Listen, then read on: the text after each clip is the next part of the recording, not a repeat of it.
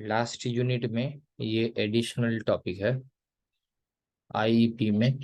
उसमें Indian insurance sector के बारे में है और टेलीकम्युनिकेशन के बारे में। ये टॉपिक इतना सिंपल है, इसमें डेटा है और क्या हुआ कब हुआ उसके बारे में सब इंफॉर्मेशन आपको खाली एक बार इसको समझ लेना है। सिंपल है, बहुत सिंपल है। अगर हम इंडियन इंश्योरेंस सेक्टर की बात करें तो हमारा नंबर पूरी दुनिया में आता है 15th largest insurance market in the world. अगर हम बात करें प्रीमियम की, यानी अगर प्रीमियम इंश्योरेंस की पॉलिसी के ऊपर जो कलेक्ट होता है उसके बारे में बात करें तो और ज़्यादा ये बढ़ेगा। और इसमें 12 से 15% नेक्स्ट 5 इयर्स के अंदर ये इंक्रीज होगा ऐसा माना जाता है। और जो ग्रॉस प्रीमियम है वो 5.53 ट्रिलियन रुपीज के अंदर वो इंक्रीज होगा, and with rupees 4.58 trillion from life insurance.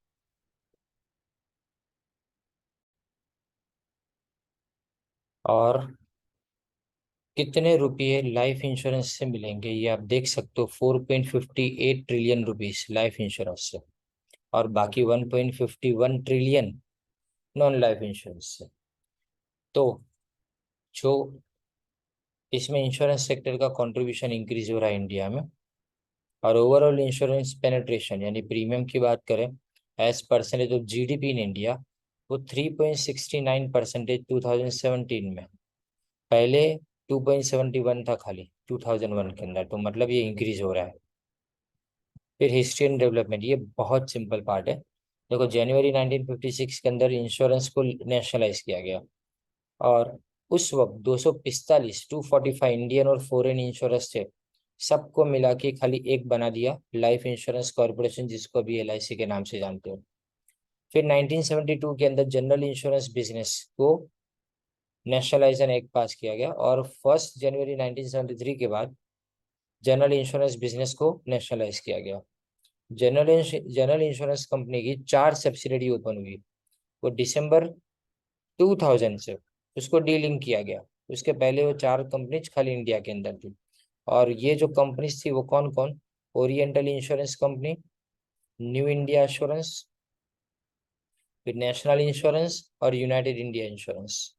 ये कंपनी गवर्नमेंट की कंपनी थी और ये जनरल इंश्योरेंस में काम करती थी, राइट। फिर उसके बाद में इंडस्ट्री स्ट्रक्चर, तो आज भी सिर्फ खाली 2 मिलियन पीपल यानी 20 लाख लोग हेल्थ इंश्योरेंस लेते हैं। ये 2012 की फिगर है, सब जो भी तुम्हारे सामने है ना वो। इन द एब्सेंस ऑफ होल्डी, अभी आज स्टेट रन यानी मतलब गवर्नमेंट की तरफ से कोई भी हेल्थ केयर कवरेज दिया जाता नहीं है। इसलिए जो इंडिया की बात करें तो इसमें इंडिया को हेल्थ इंश्योरेंस में ज्यादा पार्टिसिपेशन करने की जरूरत है। फिर गवर्नमेंट की तरफ से क्या किया गया? तो गवर्नमेंट ने सबसे पहले आयुष्मान भारत की स्कीम सितंबर 2018 से शुरू की। इसमें 5 लाख तक का कवरेज दिया जाता है, और उसके लिए 10 करोड़ से ज्यादा वल्नरेबल यानी जो गरीब फैमिलीज है ना उस तक ये पहुंचाया गया है। फिर 47.9 मिलियन फार्मर्स, इसको प्रधानमंत्री फसल बीमा योजना का फायदा दिया गया है, PMFBY। वो कब था? 2017-18 में।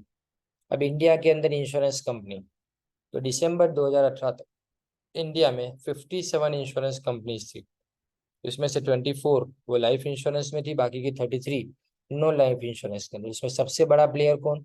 तो LIC, राइट। और बाकी सारी जो भी कंपनीज है ना, वो एक LIC अकेली है जो सिर्फ गवर्नमेंट ऑफ इंडिया की कंपनी है। लेकिन बाकी सारी कंपनीज जो भी है वो कोई ना कोई प्राइवेटली ओन्ड है, या तो जॉइंट वेंचर से चलाई जाती है। जॉइंट वेंचर यानी किसी के साथ में पार्टनरशिप करके चलाई जाती है, इंडियन या तो बाहर की कंपनी के साथ में। अब लाइफ इंश्योरेंस में LIC सबसे ट्रस्टेड और सबसे पुरानी कंपनी है। और उसके बाद में हम अगर बात करें लाइफ इंश्योरेंस में बहुत अलग अलग वेराइटी ऑफ प्रोडक्ट उसने निकाली है। फिर उसके बाद आता है ICICI प्रूडेंशियल लाइफ, उसके बाद SBI।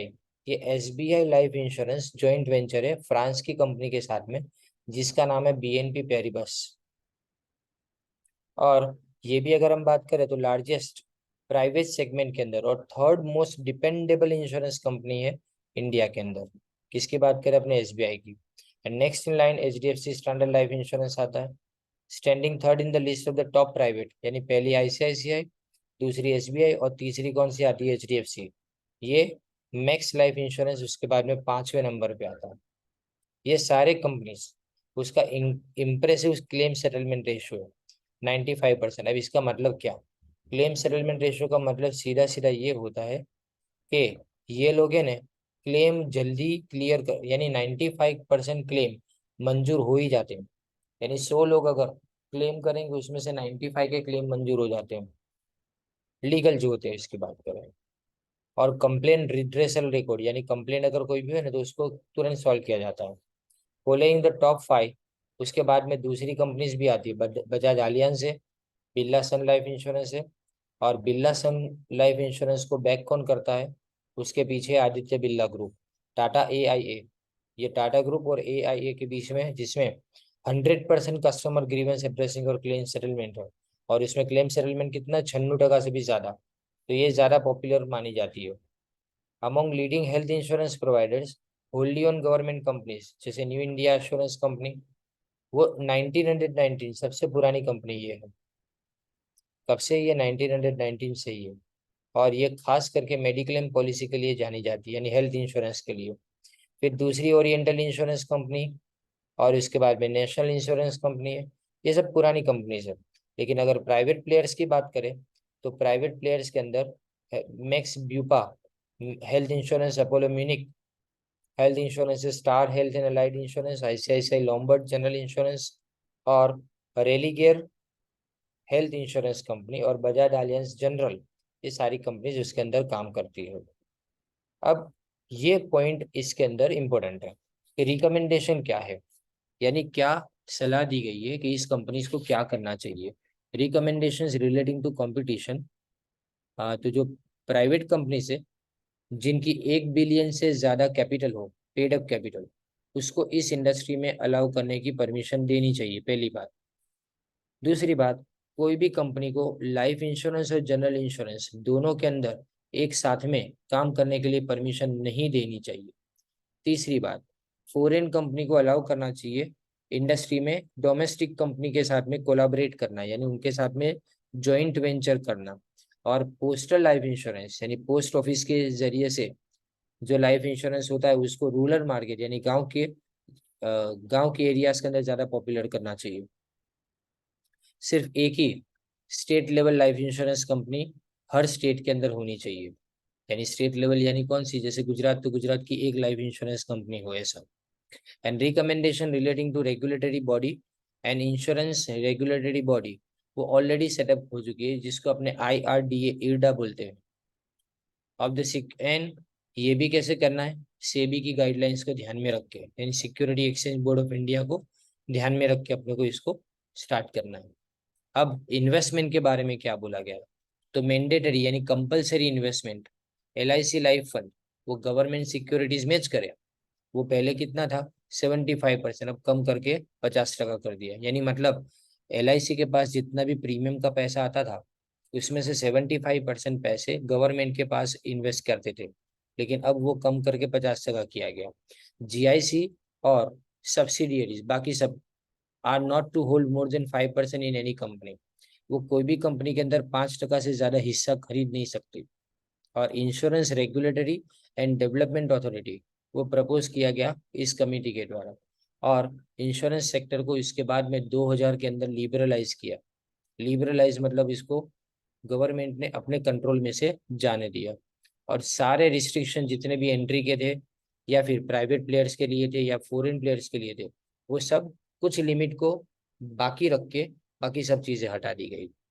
2015 में इंडियन पार्लियामेंट रेटिफाइड रेटिफाइड यानी उसको बहाली देना, यानी मंजूरी देना, long pending insurance laws amendment bill.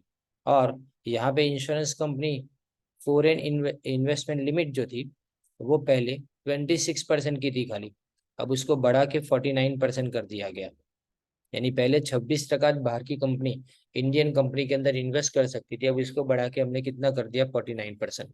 Still requiring ownership of insurance ventures to remain with Indian entities. आज भी हमारे पास है, नाम देखो पहला किसका आता है, हम देख सकते हैं इसके अंदर जैसे कि HDFC लाइफ, HDFC स्टैंडर्ड, तो स्टैंडर्ड कंपनी बाहर की है लेकिन नाम आगे आता है HDFC का, तो इसका मतलब HDFC का हिस्सा ज्यादा होना चाहिए और स्टैंडर्ड का हिस्सा कम होना चाहिए, ऐसा होता है। The law was design to facilitate growth, ease of barriers, barriers यानी जितनी भी रुकावट है ना उसको दूर करने के लिए कानून बनने चाहिए, और कंसोलिडेशन यानी मार्केट के अंदर ज्वाइन होना सब कंपनी का जरूरी है। And added aim was to enable the infusion of much needed capital in the insurance sector. Infusion यानी कैपिटल अंदर आनी चाहिए जितनी हो सके। इन्फ्यूजन मतलब किसी चीज को किसी चीज के अंदर इंक्लूड करना, इसको इन्फ्यूजन बोलेंगे। फिर लिखा गया relaxation of foreign investment rules has received a positive response, यानी फॉरेन इन्वेस्टमेंट के रूल्स है हमने रिलैक्स कर दिए यानी आसान कर दिए। उसके बाद में प्राइवेट और फॉरेन कंपनीज धीमे धीमे इस सेक्टर के अंदर आने लगी, पर फिर भी safe guard still in place. आज भी हम कंट्रोल तो रखते ही है, सेफ गार्डिंग रखते हैं उसका, क्योंकि प्राइवेट और फॉरेन एंट्रेंस जो भी है वो रिस्ट्रिक्शन का सामना करते हैं। आज भी डोमिनेंस किसका है? LIC का है सबसे ज्यादा, जो 75% मार्केट शेयर को अपने पास रखती है। अब रोड है आगे क्या है, तो 12 to 15% जितना ग्रोथ रेट 3 से 5 सालों के अंदर आगे देखने को मिलेगा लाइफ इंश्योरेंस के अंदर। और डेमोग्राफिक फैक्टर्स जैसे कि मिडिल क्लास बढ़ता है, मिडिल क्लास की पॉपुलेशन बढ़ती है, यंग इंश्योरेबल पॉपुलेशन, ऐसी पॉपुलेशन जो यंग है लेकिन इंश्योरेंस लेना चाहती है, और growing awareness of the need for protection और रिटायरमेंट प्लानिंग। लोग क्या रिटायरमेंट का प्लानिंग करते हैं कि आज हमने इन्वेस्ट किया, रिटायरमेंट के टाइम पे हमको काम लगेगा। तो ये सब सारी बातों के कारण ये ग्रोथ इस सेक्टर के अंदर हमको देखने को मिल रहा है। अब नेक्स्ट देखो टेलीकॉम सेक्टर आता है, सेकंड पार्ट। टेलीकॉम सेक्टर में भी वैसा ही है। टेलीकॉम सेक्टर है ना, उसके अंदर आपको 2012 की सब डेट्स दी गई है। मैंने आगे भी बोला था पर आगे वाला नहीं, टेलीकॉम सेक्टर में जब मैंने पढ़ा था वो, तो देखो growth and development of telecommunication industry वो बहुत ज्यादा है। ऐसा माना जाता है कि इंडिया के अंदर 18 मिलियन सब्सक्राइबर हर महीने, यानी 1.8 करोड़ 1.8 करोड़ सब्सक्राइबर हर महीने ऐड होते हैं। और ये इंडिया की 2% जो GDP है ना, वो टेलीकॉम इंडस्ट्री से आता है, यानी सबसे बड़ी इंडस्ट्री मानी जाए। और वायरलेस कम्युनिकेशन में इंडिया बहुत फास्ट तेजी से आगे बढ़ रहा है। और 2012 के अंदर जो minister of state for communication and IT Milind Deora Rajya Sabha के अंदर रिप्लाई देते कि कम्युनिकेशन इंडस्ट्री 31.07% के हिसाब से ग्रो हुई है पिछले 3 सालों के अंदर, यानी 2009 से लेके 2012 तक। और जो कनेक्शन है ना, वो 6.14 करोड़ कनेक्शन थे March 31, 2012 तक। The number of telephone connection वो भी कितने, 95 करोड़ हो गए, राइट, एज ऑन 95.1, यस। और 429.73 मिलियन, अब ये कितना ग्रोथ हुआ, 44.57 का, यानी पहले खाली 429.73 था, उसकी जगह पे 951.35 हो गया। और ग्रोथ का परसेंटेज 2010 में 44.57, ये कुछ याद नहीं रखना है, ये सिर्फ आपको जस्ट एक अंदाजा देने के लिए समझाया गया है। अब यहाँ पे क्या बताया गया देखो, this project is directed to study the telecom sector in India. Brief overview किसका था, टेलीकम्युनिकेशन इंडस्ट्री इंडिया में कैसी है। और this project looks into the market structure and the prominent market players and the competition practices among them that is prevalent in India. This project also provides a brief examination of impact of policy and regulatory decisions on the growth of telecommunication industry. This project also throws light upon, यानी जो competition है ना उसके अंदर भी जो नई नई पॉलिसी और रेगुलेशन कंट्रोल रखने पड़ते हैं टेलीकम्युनिकेशन उसके अंदर, और कंपटीशन कमीशन ऑफ इंडिया वो इसको स्टडी कर रहा है। ये सबसे ज्यादा कंट्रोल करने वाली बॉडी है कंपटीशन को मेंटेन करने के लिए। रिसेंट मर्जर्स और एक्विजिशन, बहुत सारे मर्जर और एक्विजिशन हुए। हमारे सामने वोडाफोन आइडिया का मर्जर था, सबसे बड़ा मर्जर था वो। अब यहाँ देखो overview of telecom in India, ये सब पुराने डेटा है। देखो कुछ कंपनी के नाम तो आप शायद जानते भी नहीं होंगे, वो सब बंद हो गई है। आगे आएगा ये। The Indian telecommunication sector is the second largest wireless network in the world after China. पहले चाइना, उसके बाद में वायरलेस नेटवर्क में सेकंड लार्जेस्ट है। फ्रॉम अ सिचुएशन जहाँ पे पहले खाली गवर्नमेंट का एक डिपार्टमेंट होता था जिसका नाम था डिपार्टमेंट ऑफ टेलीकम्युनिकेशन, वो ये सेक्टर चलाता था। लेकिन 1990 के बाद में इसको 1998 के अंदर धीमे धीमे धीमे धीमे प्राइवेटाइज किया गया।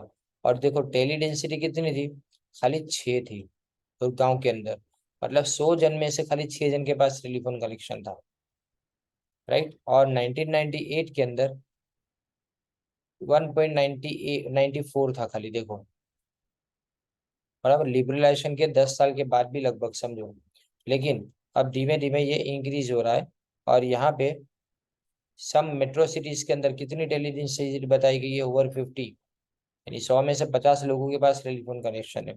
And according to department of telecommunication annual report, कितना लिखा है, 787.29 मिलियन कनेक्शन, वो 31 दिसंबर 2010 तक थे, बराबर। और इसमें से 752.20 वो वायरलेस कनेक्शन यानी मोबाइल नेटवर्क पे थे।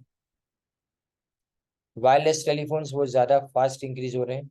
और यहाँ पे 6 मिलियन सब्सक्राइबर हर महीने पिछले 6 महीनों के अंदर, यानी वो किसकी बात कर रहे हैं, 2010 की 12 की बात कर रहे हैं। There are currently 8.5 million internet subscriber, 2.43। इसमें से जो याद रहे वो लिखना है। ये सिर्फ ओवरव्यू है पूरा का पूरा, याद रखो, इसको याद इम्पॉसिबल है करना।